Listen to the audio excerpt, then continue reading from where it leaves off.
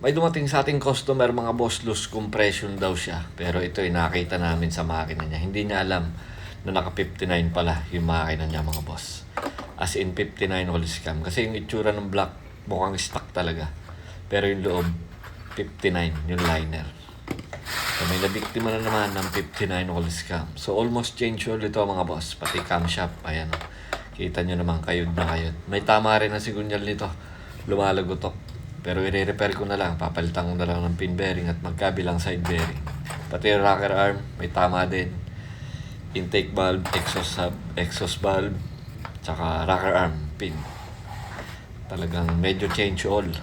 Itong customer na ito mga boss. Ayan o, nanggigitata. Puro tagas ang makina, pero syempre lilinisin yan dito sa shop ni Ben at ni Carl. Sila na rin yung magbubuo nito. Tutulungan ko na lang sila sa pagbubuo ng sigunyal at ako ang gagawa nun. Ayan o. Sobrang dumi. So, na-press out ko na yung sigunyal. Siyempre, lilinisin natin yan. Especially oil catch can. Ayan o. Namumuo yung putek. Ito yung bagong pin bearing at dalawang side bearing. Ikakabit ko na mga boss. Ayan. Hindi ko na binidyohan. Picture na lang. Para mas mabilis matapos. Dahil anong oras na. Pasado 11:00 na ng gabi. Ayan. Buo na yung makina. Sasampa na lang sa motor.